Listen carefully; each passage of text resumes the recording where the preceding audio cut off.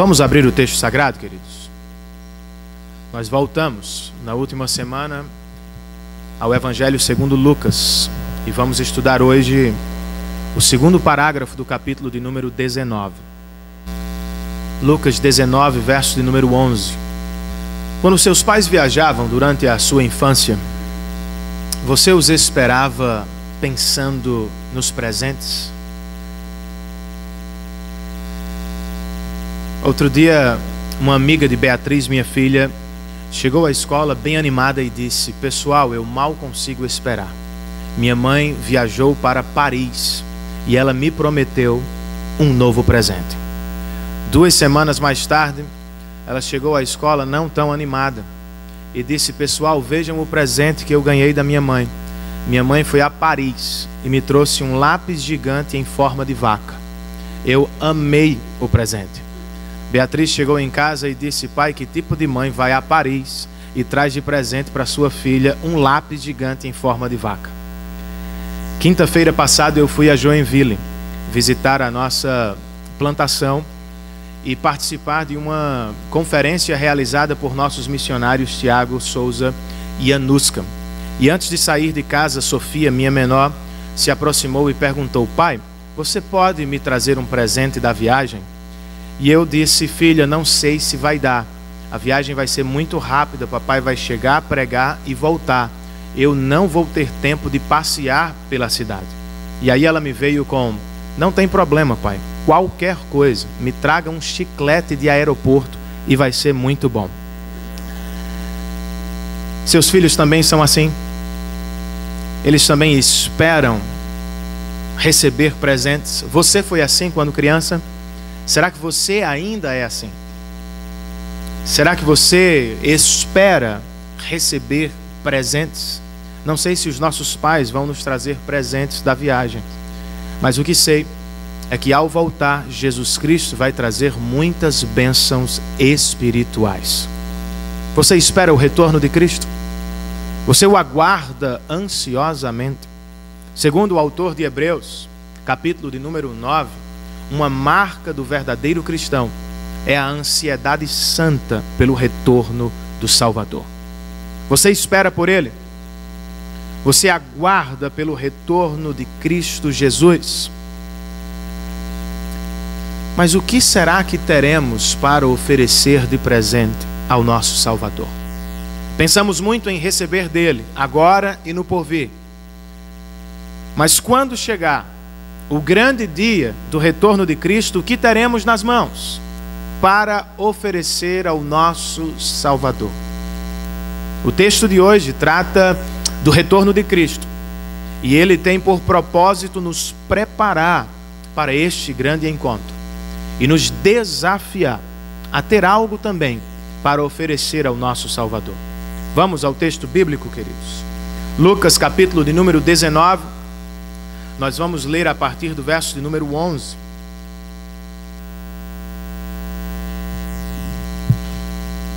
O texto sagrado nos diz assim: estando eles a ouvi-lo, Jesus passou a contar-lhes uma parábola, porque estava perto de Jerusalém, e o povo pensava que o reino de Deus ia se manifestar de imediato. Ele disse: um homem de nobre nascimento foi para uma terra distante, para ser coroado rei e depois voltar. Então chamou 10 dos seus servos e lhes deu 10 minas. Disse ele: façam esse dinheiro render até a minha volta. Mas os seus súditos o odiavam e por isso enviaram uma delegação para lhe dizer: não queremos que este homem reine ou seja o nosso rei. Contudo, ele foi feito rei e voltou. Então mandou chamar os servos a quem dera o dinheiro, a fim de saber quanto tinham lucrado. O primeiro veio e disse: Senhor, a tua mina rendeu outras 10. Muito bem, meu bom servo, respondeu o seu senhor.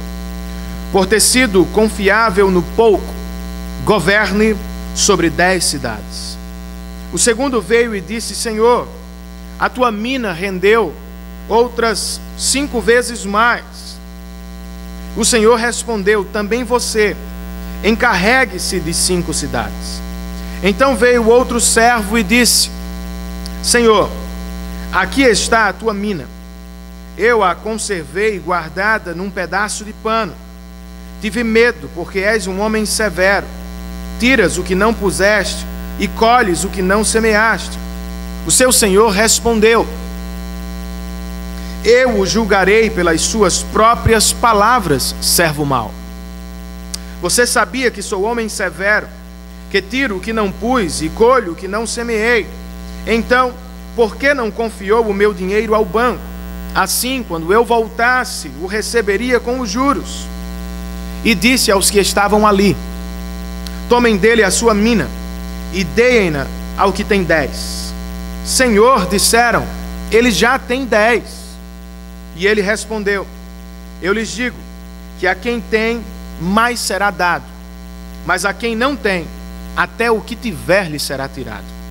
E aqueles inimigos meus, que não queriam que eu reinasse sobre eles, tragam-nos aqui e matem-nos na minha frente.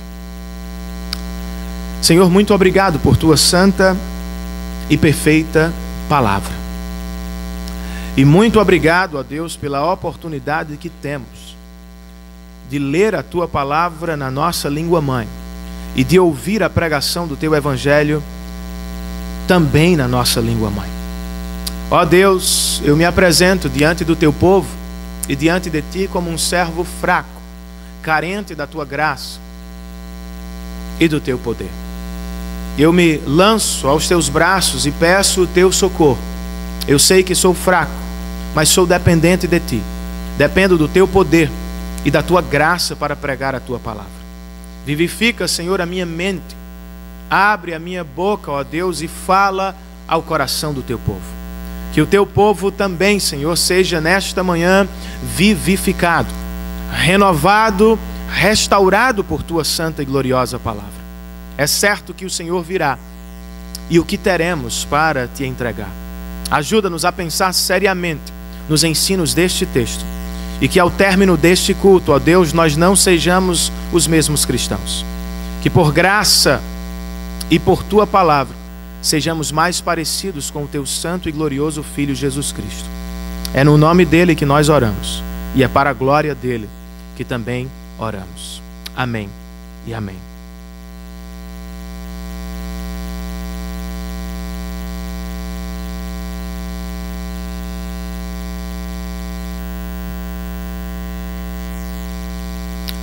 Ao longo da terceira temporada de Lucas, Jesus nos contou diversas parábolas, ou seja, histórias do cotidiano do povo que eram usadas como ilustração de verdades espirituais e eternas. Mas quando se aproxima de Jerusalém, Jesus deixa de falar por parábolas. Na verdade, estamos diante da última grande parábola do Evangelho segundo Lucas. E para esclarecê-la, eu preciso fazer 2 comentários breves. O primeiro é que esta última parábola de Lucas tem um pano de fundo histórico. Ela vai tratar do retorno de Cristo, mas algo muito parecido de fato aconteceu. Arquelau, filho de Herodes o Grande, foi a Roma para ser coroado rei de Israel. Mas quando chegou, descobriu que havia uma oposição dos judeus e uma conspiração dos seus próprios irmãos de sangue. De toda forma, ele voltou a Israel, não como rei, mas como um governador da região. Sabendo que essa história ainda está viva na mente dos judeus, e porque passava bem perto do castelo de inverno de Arquelau, Jesus fez uso dela para ilustrar sua grande mensagem. E qual é a sua grande mensagem? Qual é o segundo comentário que pode esclarecer o nosso texto? Lucas nos diz que Jesus contou esta parábola porque estava perto de Jerusalém. E mais do que isso, porque o povo pensava que o reino de Deus ia se manifestar de imediato. Ou seja, Os judeus pensavam mais ou menos assim: se Jesus é de verdade o Messias, quando chegar a Roma, ele vai destronar César, vai derrotar os nossos inimigos e vai levar Israel ao tempo de glória outra vez. Em outras palavras, eles esperavam presentes imediatos. Jesus então conta esta parábola para reorientar a expectativa dos seus discípulos quanto ao reino de Deus e para desafiar os seguidores sem compromisso a tomarem uma decisão de compromisso com Cristo Jesus. É fato que Cristo voltará, mas antes de instaurar o reino pleno de Deus, ele precisa partir. Como o rei da nossa parábola, ele terá de ir a uma terra distante, a fim de ser coroado à glória dos céus. Mas um dia, ele voltará. E certamente, ao chegar, nos oferecerá muitos e gloriosos presentes. Mas a questão é, o que os discípulos devem fazer no intervalo de tempo? Como devem administrar a espera pelo Salvador? O que devem fazer, ou o que devem construir, a fim de oferecer algo ao Senhor no seu retorno? A mesma mensagem está diante de nós. Jesus certamente voltará. Mas o que vai acontecer quando ele chegar? Para nos ajudar com esta pergunta, nós temos este texto. E eu listei 3 respostas a esta pergunta central do nosso texto, e elas se encontram no nosso boletim informativo na página de número 2.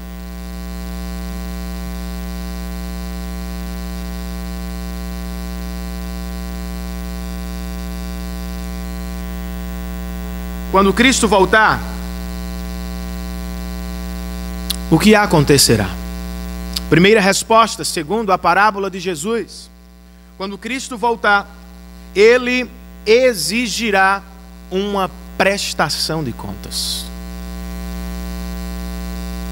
O Senhor abre esta parábola nos apresentando os seus personagens principais, e eles se encontram nos versos 12, 13 e 14. Eu vou ler os versos outra vez, se você puder, me acompanhe. Ele disse, Jesus disse: um homem de nobre nascimento foi para uma terra distante para ser coroado e depois voltar. Então chamou 10 dos seus servos e lhes deu 10 minas. Disse ele: façam esse dinheiro render. Verso 14. Mas os seus súditos o odiavam e por isso enviaram uma delegação para lhe dizer: não queremos que este homem seja nosso rei. Quem são os personagens principais da nossa parábola? Nós temos um homem de nobre nascimento, nós temos servos e nós temos súditos. Quem é o homem de nobre nascimento? O próprio Jesus. Outra vez, se lembrem da ocasião da parábola. Os judeus estão aguardando o cumprimento pleno do reino de Deus. E Jesus, para ajudar os discípulos, diz: eu vou trazer a plenitude, mas não é agora. Eu preciso ir a uma terra distante. Em outras palavras, primeiro eu vou sofrer, morrer, ressuscitar ao terceiro dia, voltar aos céus de glória e, por fim, retornarei para cumprir o meu reino de maneira plena. Quem são os servos? Os servos da parábola são os discípulos de Jesus. E o que Jesus espera deles no intervalo, no interregno entre sua primeira e segunda manifestação? Jesus espera que eles multipliquem o que receberam. O que receberam? Receberam minas. Uma mina era mais ou menos meio quilo de prata, e é o equivalente a muitos dias de trabalho braçal no primeiro século. Era uma quantia razoável. E Jesus diz que eles devem receber esta quantia e multiplicá-la. Mas qual é a comparação? com o que comparamos a mina? Os discípulos, 3 anos e meio andando com Jesus, receberam o Evangelho de Jesus. E o que devem fazer com o Evangelho de Jesus? Devem fazê-lo render, prosperar, crescer neste intervalo de tempo. E os súditos? Os súditos, segundo o texto, rejeitam o senhorio do rei, não aceitam o seu reinado. Eles são os inimigos de Cristo. Na ocasião, judeus e gentios tramaram contra o Salvador, e por isso ele foi à cruz do Calvário.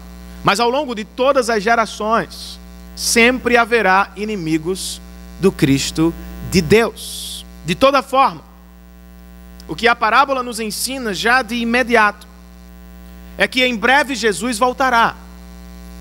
E quando chegar, ele pedirá uma prestação de contas dos seus servos e dos seus súditos, dos seus amigos e dos seus inimigos. O que teremos para oferecer? E como vamos responder às perguntas do Salvador? Elas ainda estão diante de nós. O nosso homem de nobre nascimento se foi. Ele nasceu de uma virgem por obra do Espírito Santo. Viveu uma vida reta, sem mancha ou pecado. Por fim, se entregou por nós na cruz do Calvário, recebeu nossa maldição e nos deu a sua salvação. Mas diz a palavra de Deus que ao terceiro dia ele ressurgiu dos mortos. Por 40 dias foi visto por mais de 500 pessoas. E dias antes da festa judaica chamada de Pentecostes, ele ascendeu aos céus. Na ocasião, segundo Atos capítulo 1, anjos apareceram aos discípulos e disseram: não fiquem tristes. Este mesmo Jesus que vocês viram subir, descerá. Ele se foi, mas um dia voltará para buscar a sua igreja. E quando ele voltar, queridos, todos nós prestaremos contas diante de Deus.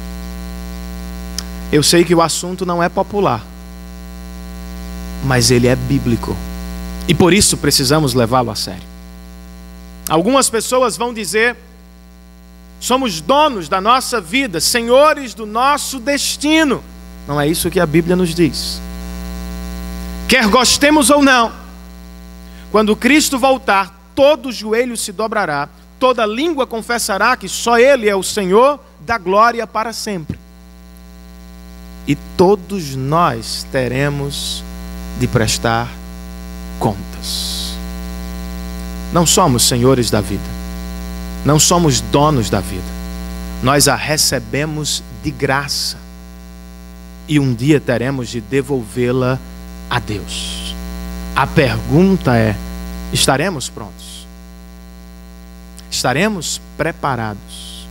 Teremos o que devolver? Essa vida é curta, incerta, dura muito mais do que fácil.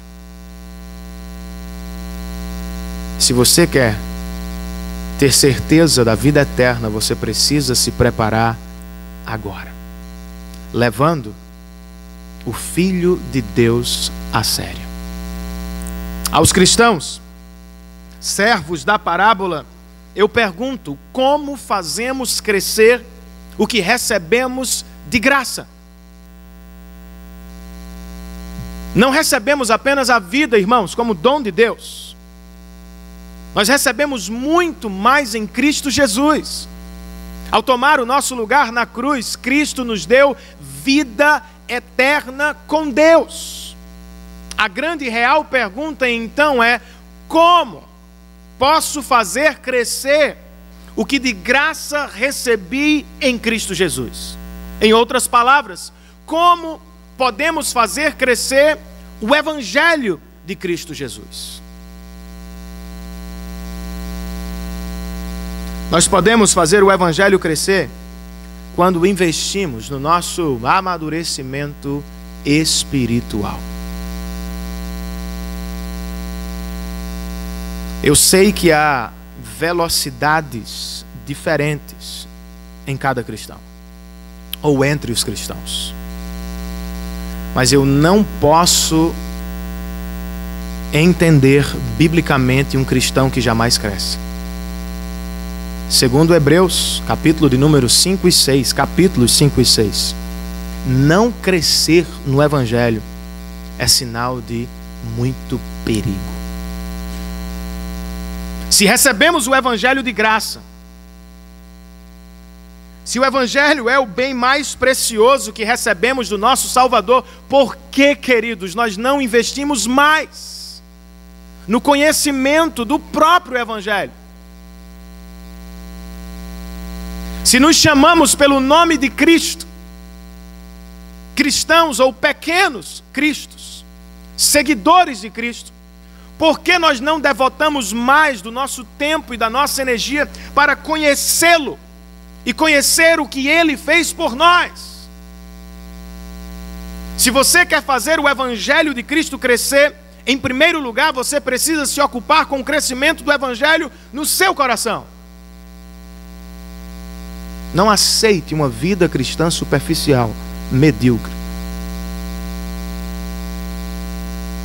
Se aproxime da palavra de Deus e se deleite no Cristo que morreu por você na cruz do Calvário. Como podemos fazer crescer o que recebemos? Nós podemos fazer o Evangelho crescer, queridos, quando investimos na salvação dos povos não alcançados. Quando Cristo voltar, Ele não vai me perguntar quantas casas eu construí ao longo da vida para mim e para minha família. Ele vai me perguntar quantas pessoas eu alcancei com o Evangelho de Jesus Cristo. Ele não vai me indagar sobre as viagens turísticas que eu fiz ao redor do mundo. Ele vai me perguntar sobre o sustento dos missionários que foram ao redor do mundo tornar o nome de Cristo conhecido e desejado. Ele não vai me perguntar sobre o quanto de dinheiro eu guardei na poupança. Não terá valor algum. Ele vai me perguntar o quanto de dinheiro eu gastei para tornar o nome de Cristo famoso entre as nações.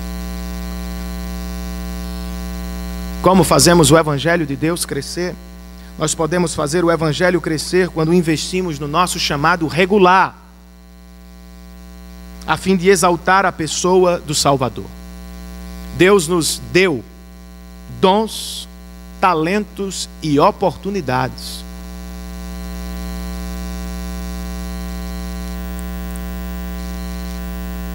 Por meio dos quais nós somos quem somos. Você não é médico porque escolheu ser apenas. Você não é professor porque se esforçou para ser apenas. Você não é engenheiro para ter um salário ao final do mês apenas. Deus nos dotou dons, talentos, conhecimento e oportunidades, a fim de que através de tudo que recebemos, tenhamos a oportunidade de exaltar a pessoa de Cristo Jesus. Sendo assim, de alguém que varre a rua da nossa cidade, a pessoa que governa e lidera a nossa nação, se elas fazem o que fazem, para a glória de Deus e para o bem do próximo, estão cumprindo o seu chamado e exaltando a pessoa do Salvador.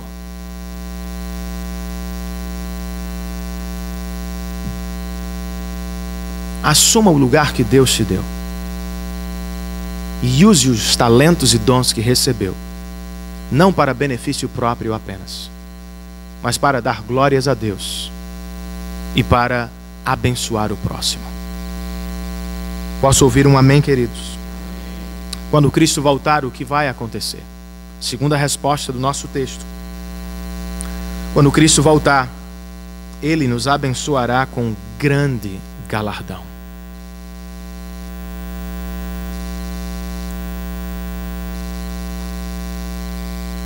De acordo com Jesus, alguns súditos da parábola não querem que o homem de nobre nascimento seja feito rei. No entanto, o desejo deles não muda a história. Porque segundo o verso 15, o homem de nobre nascimento foi feito rei e ele voltou. E ao voltar, diz o restante do verso 15, ele mandou chamar os servos a quem dera o dinheiro, a fim de saber quanto tinham lucrado. O que eles fizeram na minha ausência? Como administraram o que receberam? Verso 16 nos apresenta o primeiro servo, que se aproxima de Jesus, ou do Senhor da parábola, e diz: Senhor, a tua mina rendeu outras 10. O verso 18 nos apresenta o segundo servo. Ele também se aproxima do Senhor e diz: Senhor, a tua mina rendeu 5 vezes mais. Lembrem-se, os servos são os discípulos. E eles receberam o Evangelho. O que fizeram no interregno de tempo? Eles multiplicaram o Evangelho. Eles o fizeram crescer, prosperar. E aqui eu queria parar para notar 2 informações muito importantes. Não sei se você percebeu, mas quando os servos falam da mina, eles não a tratam por propriedade privada. Eles dizem a tua mina. O Evangelho não é da igreja. O Evangelho não é da sua família. O Evangelho não é da IPBE. O Evangelho que recebemos pertence a Deus. Outra informação interessante: não foi o esforço dos servos que deu crescimento à mina.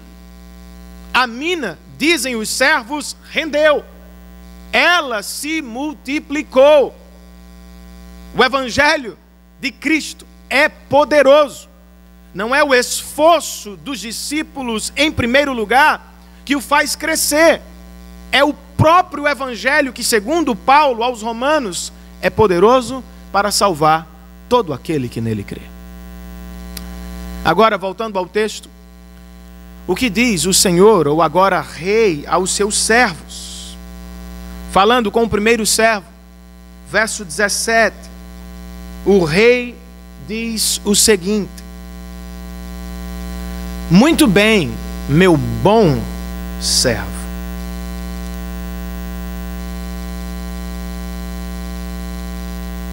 Por ter sido confiável no pouco, governe sobre 10 cidades.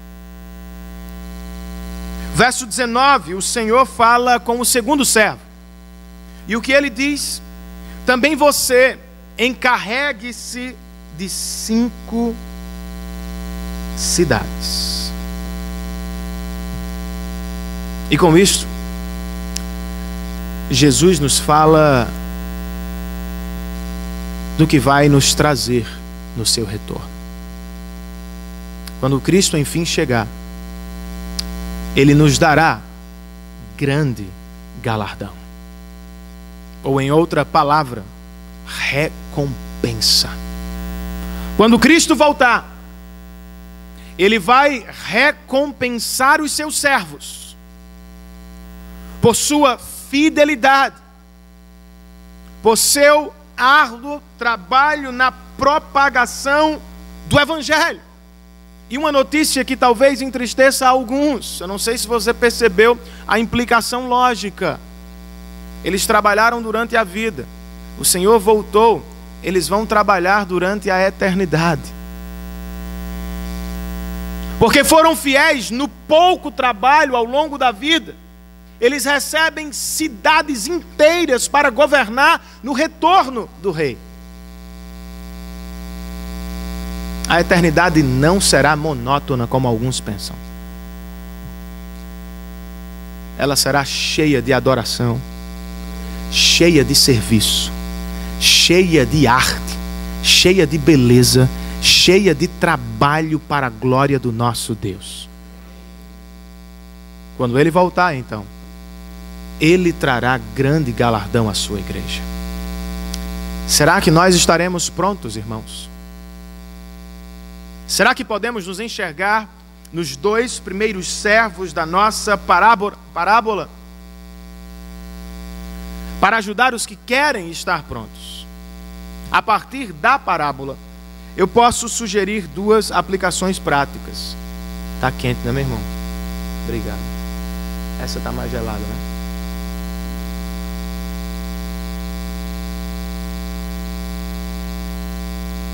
Em primeiro lugar, queridos, e a partir do nosso texto, escute isso com atenção.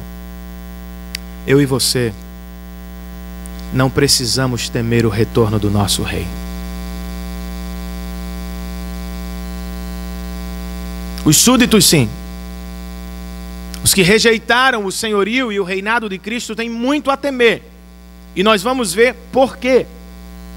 Mas por agora, eu e você, cristão, nada precisamos temer. Segundo o Dr. Darrell Bock, o retorno do Salvador, de acordo com esta parábola, será um momento glorioso de afirmação final e definitiva. Eu não sei se você percebeu, mas o primeiro servo foi elogiado, parabenizado pelo seu Senhor.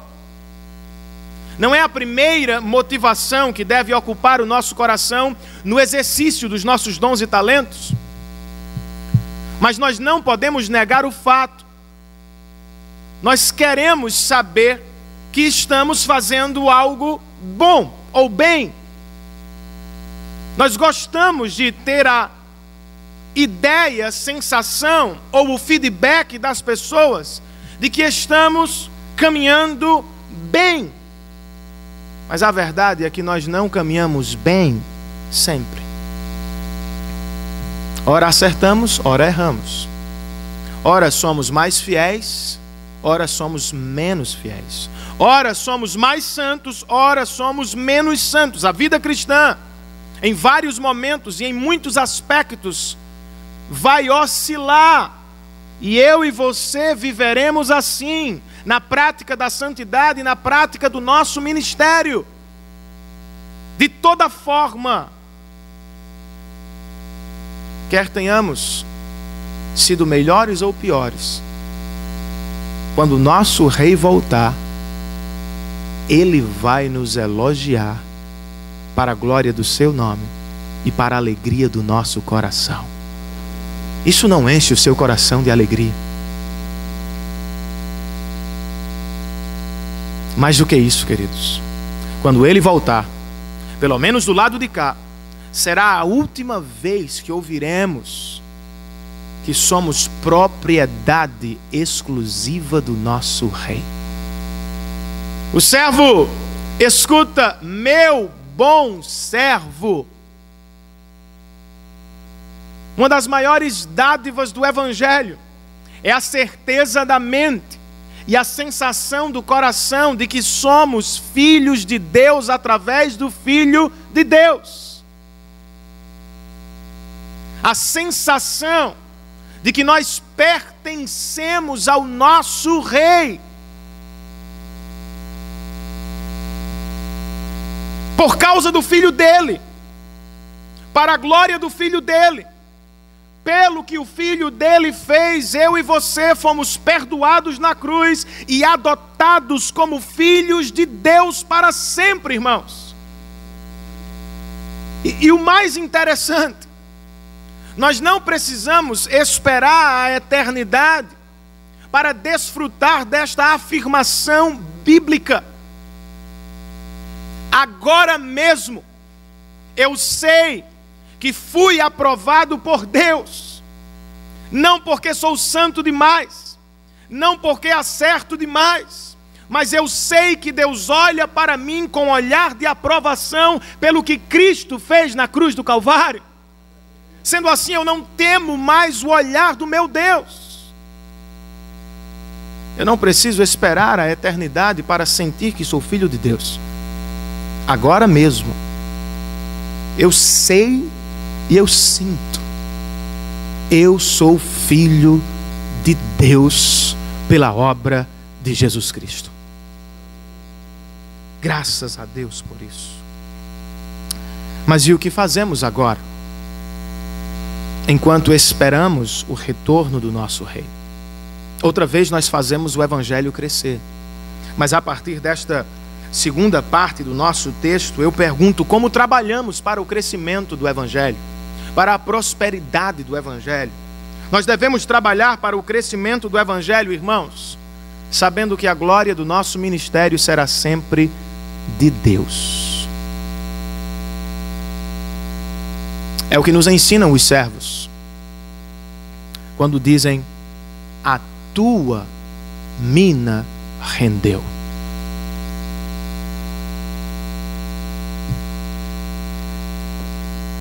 O Evangelho não é nosso, irmãos.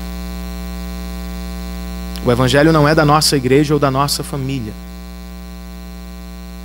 O Evangelho é de Deus. E quando fazemos alguma coisa de boa para o progresso do Evangelho, nós fazemos pela graça de Deus e para a glória de Deus. Esta consciência bíblica é chamada às vezes de mordomia cristã. E tê-la diante dos nossos olhos é manter o nosso coração sempre humilde. Não é você, não sou eu, é o próprio Deus, e por isso glória ao nome dele para sempre. Como trabalhamos para o crescimento do Evangelho? Nós trabalhamos para o crescimento do Evangelho crendo no poder do Evangelho. Não foi o trabalho dos servos, foi a própria mina que cresceu. Não é a sua habilidade de falar. Não é o tanto de dinheiro que você investe. Não é o tempo de serviço que você presta. É o Evangelho. O Evangelho é poderoso. E por isso, segundo as Escrituras, pode ressuscitar mortos para a vida eterna em Cristo Jesus. O Evangelho é poderoso. E por isso, segundo as Escrituras, ele pode nos libertar da escravidão do pecado, dos vícios do pecado. O Evangelho, irmãos, é poderoso. E por isso, e só por isso, ele pode movimentar os nossos pés, as nossas mãos, a nossa boca, a fim de anunciar a maior mensagem de Deus à humanidade. Como trabalhamos para o crescimento do Evangelho? Crendo no poder do Evangelho. Martinho Lutero dizia, na época da Reforma: abra a jaula e o leão saberá o que fazer. Abra a Bíblia e pregue o Evangelho, e ele será poderoso para tornar o mais vil pecador um amigo de Deus através de Cristo Jesus. Qual é a implicação, cristão? Pregue o Evangelho. Pregue aos seus colegas, pregue aos seus amigos, pregue aos seus filhos, pregue ao seu coração e creia, ele é poderoso. Como trabalhamos para o progresso do Evangelho, irmãos, ou para o crescimento do Evangelho? Nós trabalhamos para o crescimento do Evangelho, segundo este texto, com fidelidade nas pequenas coisas. O rei do nosso texto honrou a fidelidade dos seus servos nas pequenas coisas. É o que Jesus vai fazer. A questão não é tanto a proporção do que receberam. A questão é a fidelidade que revelaram.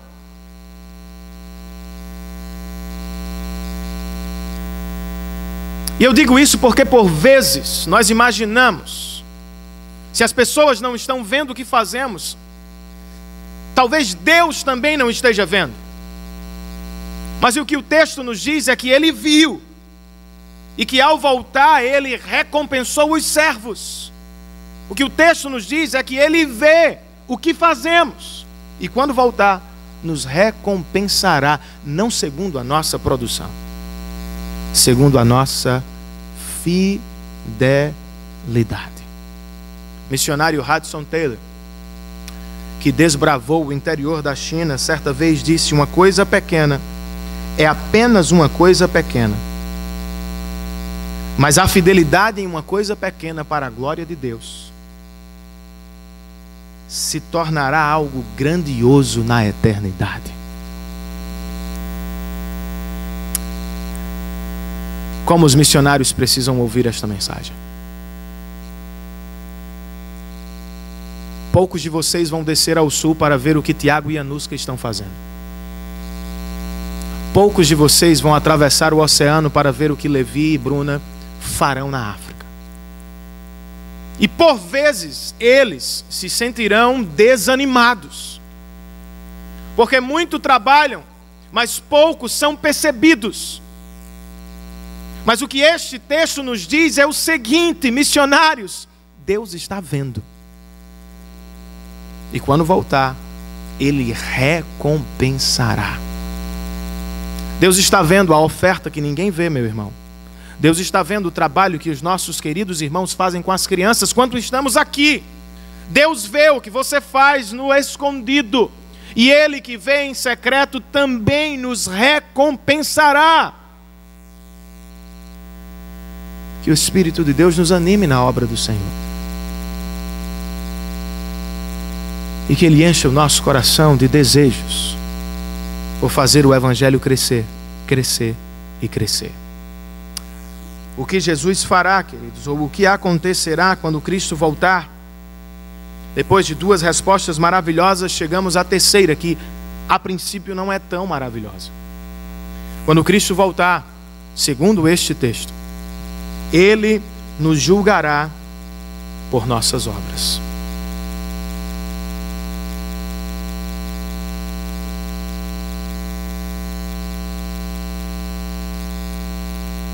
Depois de nos falar sobre os dois primeiros servos, o Senhor agora trata do terceiro servo. E quando chegamos aqui, como nota o Dr. Darrell Bock, o ritmo ou a passada do texto diminui. Se fizer uma leitura cuidadosa, você vai perceber.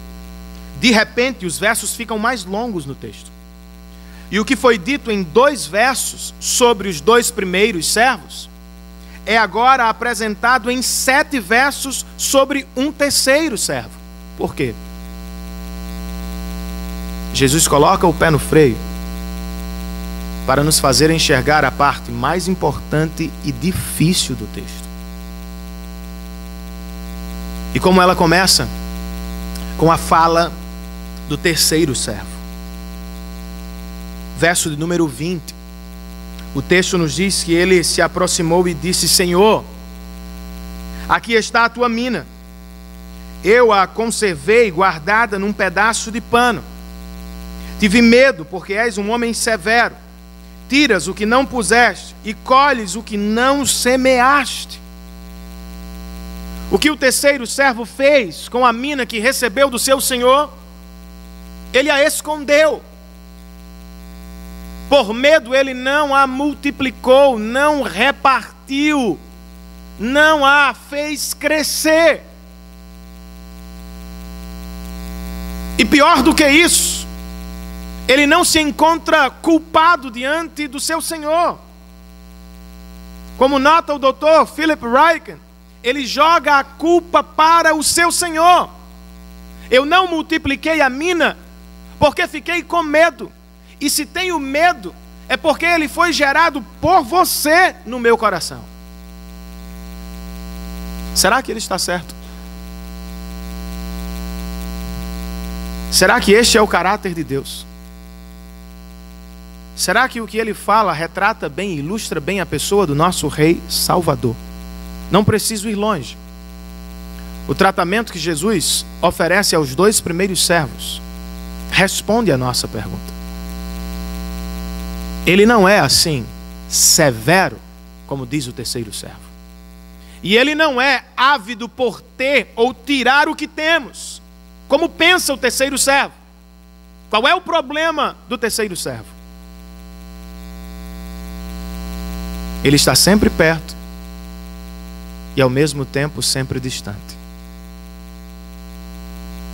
Ele está perto do seu rei mas não o conhece de verdade.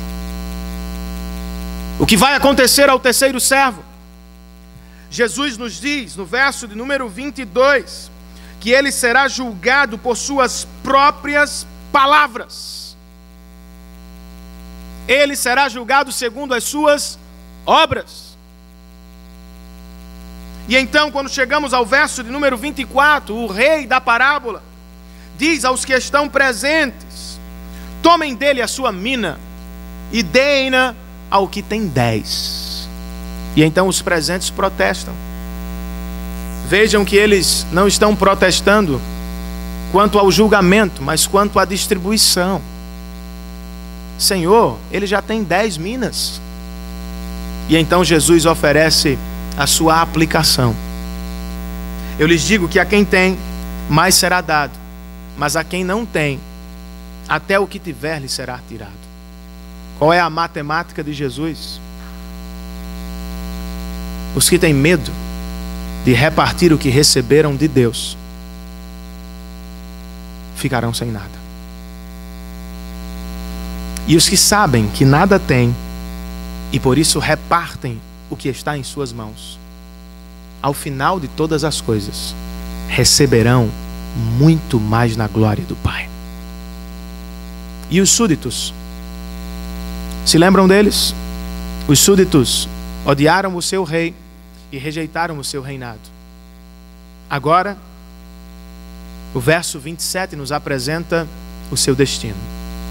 E aqueles inimigos meus, que não queriam que eu reinasse sobre eles, tragam-nos aqui e matem-nos na minha frente.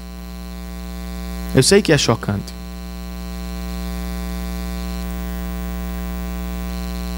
Ainda assim, este verso retrata uma verdade eterna e irreversível.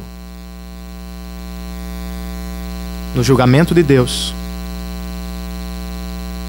ou no julgamento de Cristo, os seus inimigos serão cortados para sempre de sua presença e nunca mais terão acesso a ela. Porque temos esta parábola, irmãos, e este ensino tão amedrontador para alguns. Eu creio que esta parábola é uma espécie de duplo alerta.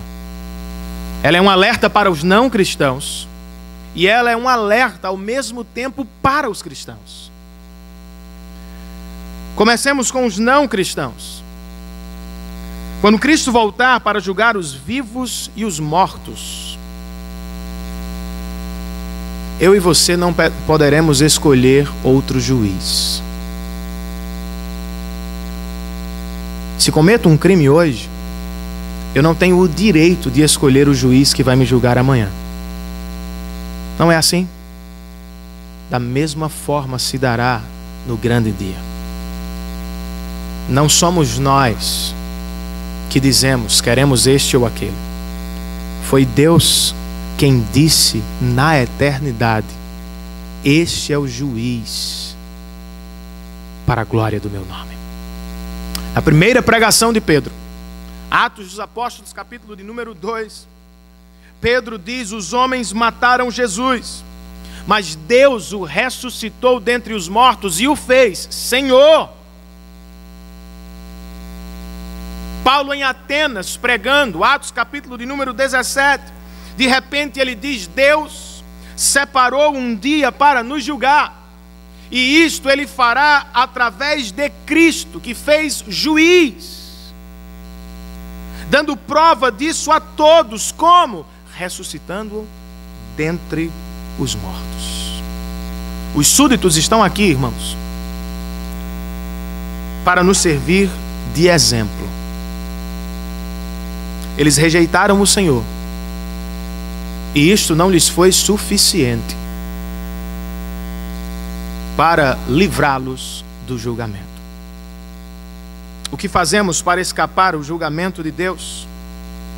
Se não podemos escolher o juiz de amanhã, nós podemos escolher o advogado hoje.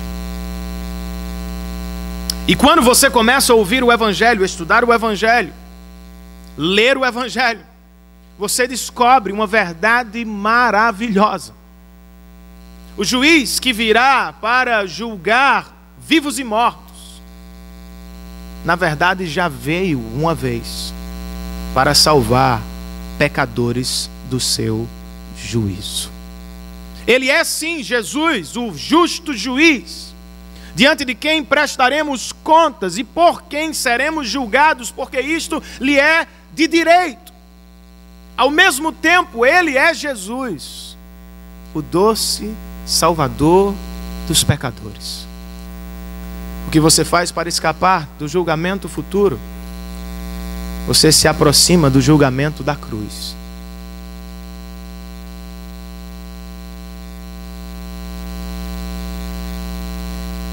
Você olha para o que Deus fez em Cristo Jesus.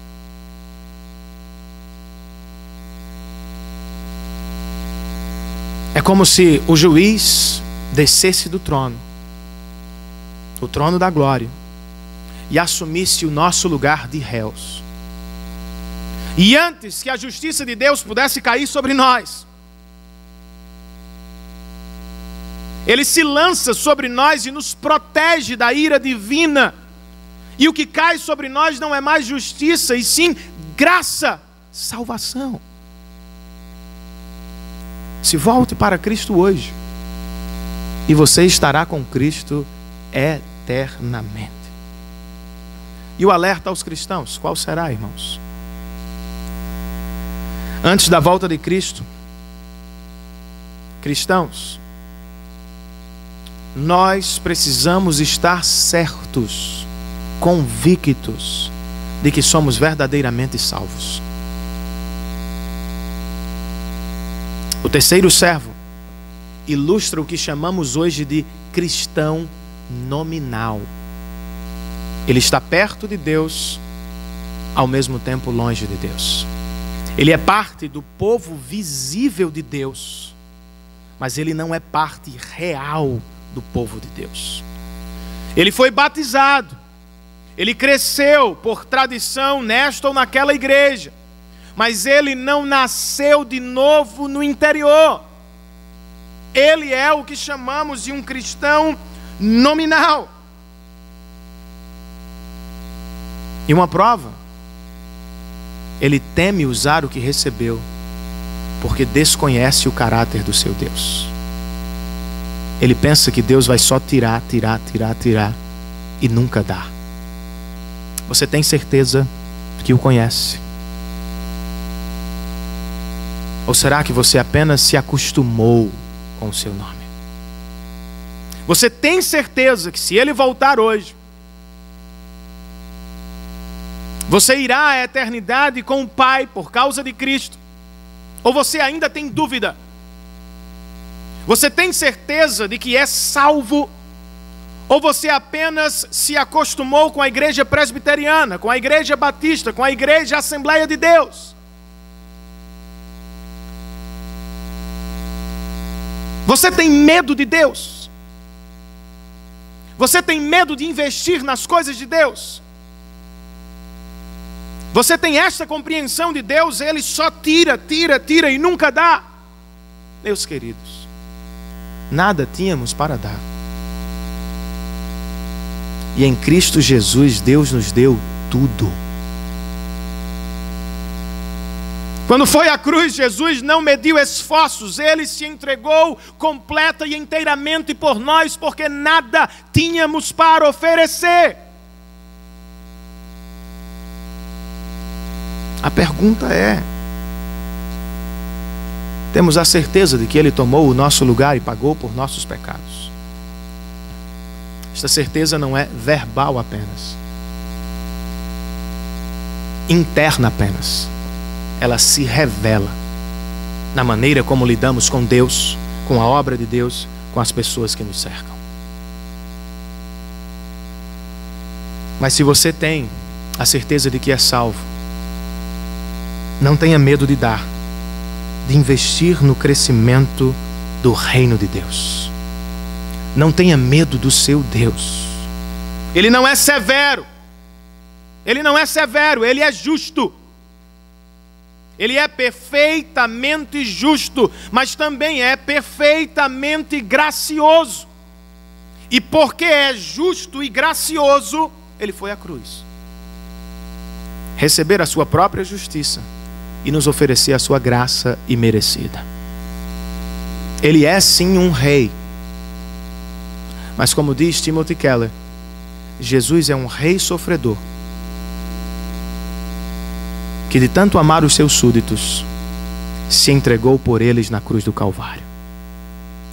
Como não amaremos este Salvador? Como não estudaremos sobre ele?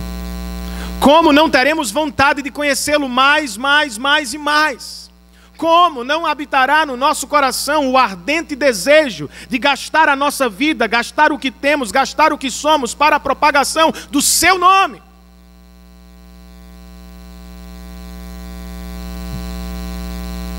Que o Senhor nos batize com o amor do Evangelho, mas com o amor pelo Evangelho.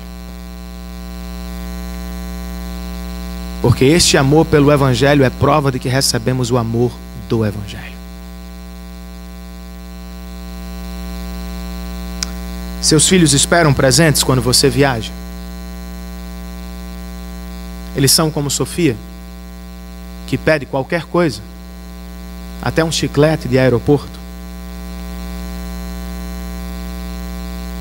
Eu sei que às vezes as nossas crianças se mostram muito ansiosas e por isso precisamos ter cuidado com as sementes do materialismo nos seus corações. Mas eu acredito que todos nós concordamos.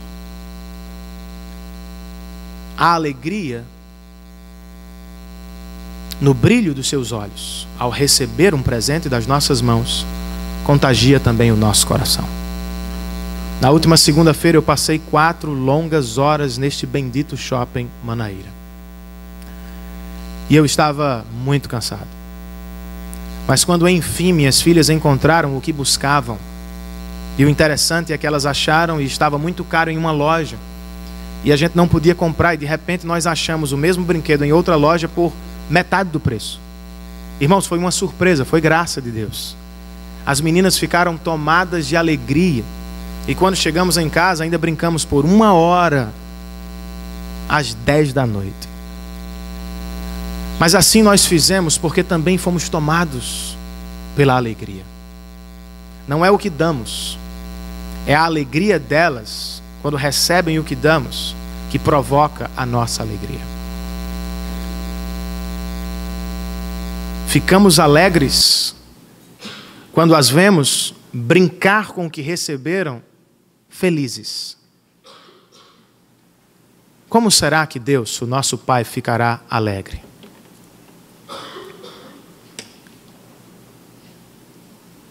Quando voltar,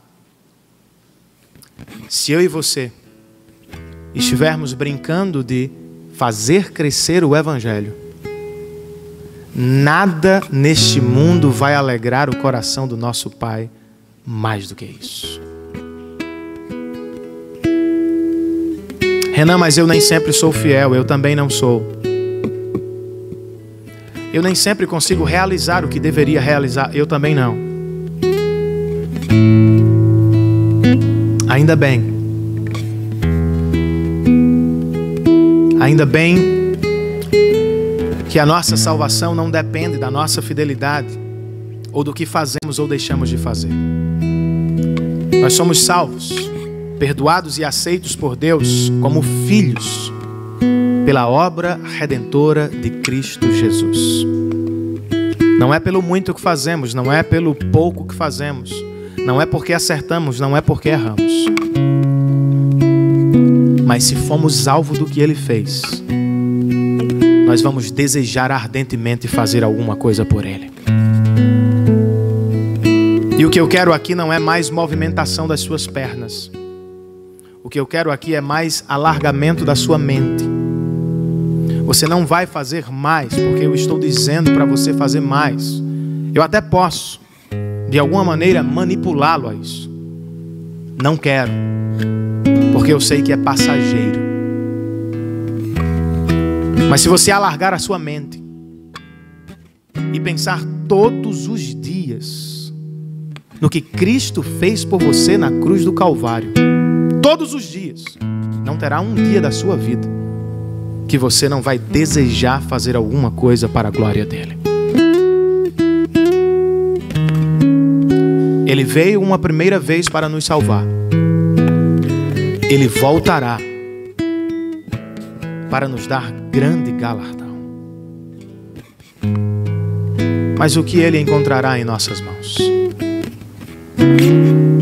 O que teremos para oferecer ao Salvador que nos deu tudo de si na cruz do Calvário?